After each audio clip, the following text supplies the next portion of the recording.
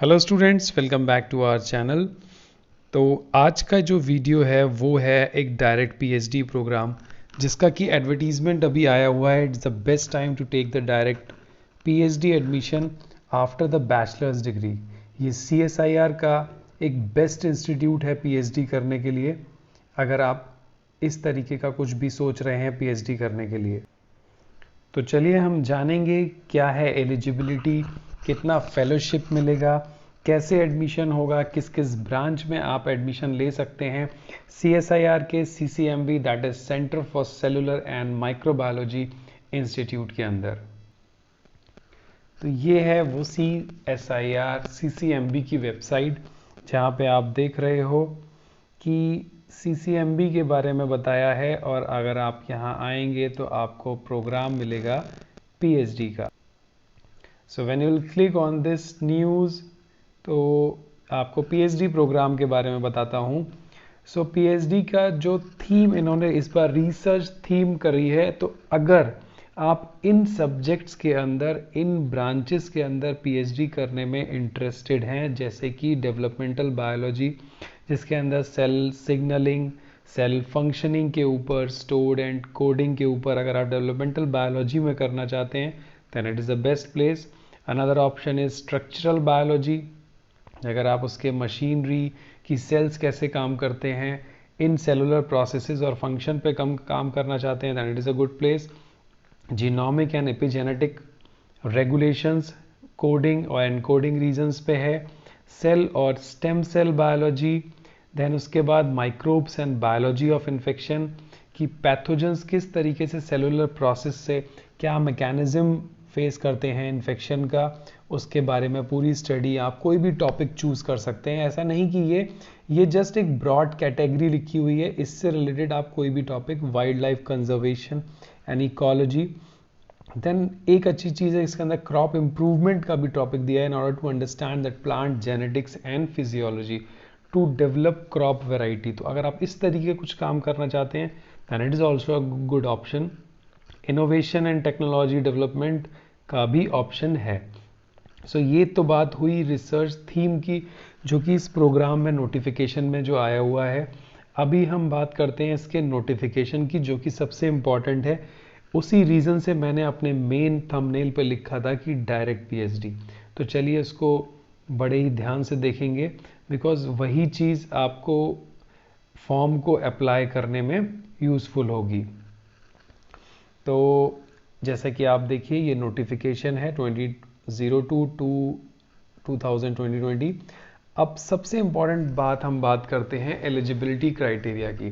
देखिए, अगर आपने मास्टर्स के अंदर कोई साइंस किया हुआ है तो डेफिनेटली आप एलिजिबल हो, बट जो सबसे अच्छी चीज़ है bachelors degree in engineering, pharmacy and medicine. अगर आप बैचलर्स में हो, बी फार्मा कर रहे हो, बीटेक कर रहे हो या एमबीबीएस कर रहे हो, मींस बैचलर्स में ही हो, बट जो डिग्री है वो इंजीनियरिंग, फार्मेसी और मेडिसिन में है, तब आपको मास्टर्स करने की कोई ज़रूरत नहीं है। आप सीसीएमबी के अंदर डायरेक्ट पीएचडी में एडमिशन ले सकते हैं। So this is one of the best place जहां यूजीसी से कुछ मतलब नहीं है, कि डायरेक्ट सीएसआईआर सेंट्रल गवर्नमेंट का ministry of science and technology का इंस्टीट्यूट है। तो इस लिंक पे रजिस्ट्रेशन कर सकते हैं 23 मई से पहले। डिटेल्स को आपको फिल करना है, अपना प्रोफाइल, अपने डॉक्यूमेंट्स अपलोड करने के बाद आप एप्लीकेशन को फिल कर दीजिए। देखिए, सिलेक्शन प्रोसेस में क्या होगा, पहले ऑनलाइन चेक होगा और 5 जून तक आपको कुछ नोटिफिकेशन आ जाएगा regarding online test. Shortlisted candidate को कॉल किया जाएगा। अब जो सबसे इंपॉर्टेंट चीज़ है उसको ध्यान से सुनिए, सो दैट कि आप अप्लाई करने से पहले ये चीज़ें बिल्कुल अच्छे से समझ लो। वही लोग सिर्फ अप्लाई करें जिनके पास कोई नेशनल लेवल की फेलोशिप है। मींस नेशनल लेवल की फेलोशिप, किसी के पास जेआरएफ है, एसआरएफ है सीएसआईआर का, यूजीसी का जेआरएफ है, डीबीटी का जेआरएफ है, आईसीएमआर का जेआरएफ है, और किसी भी other funding agency, local, national और स्टेट लेवल की फंडिंग एजेंसी जिसकी फेलोशिप आपके पास है, डीएसटी इंस्पायर का फेलोशिप है या कोई भी इक्विवेलेंट फेलोशिप, तब आप पीएचडी के लिए एलिजिबल हो।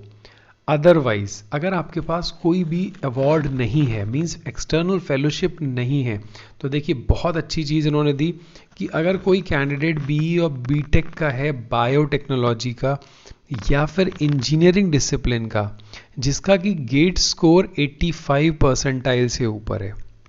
सोचिए आपने अगर कोई भी नेशनल लेवल फेलोशिप का एग्ज़ाम क्वालिफाई नहीं किया है बट आपका गेट स्कोर 85 परसेंटाइल के ऊपर है, तो ये आपको सीसीएमबी फेलोशिप देगा।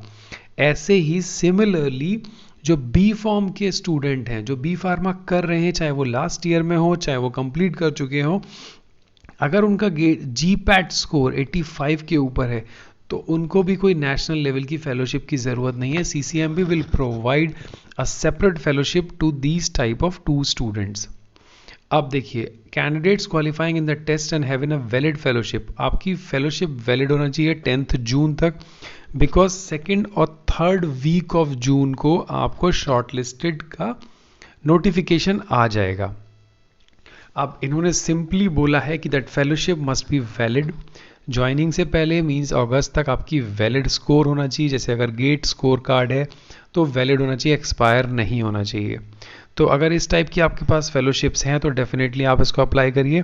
देखिए नोट के अंदर सेकंड पॉइंट है जो कि थोड़ा इंपॉर्टेंट है, उन्होंने बोला है कि अगर आपके पास CSIR नेट का LS है, करेक्ट, अगर आप लेक्चरशिप निकाला है, आपने LS JRF नहीं है, तो you will not be called for the interview.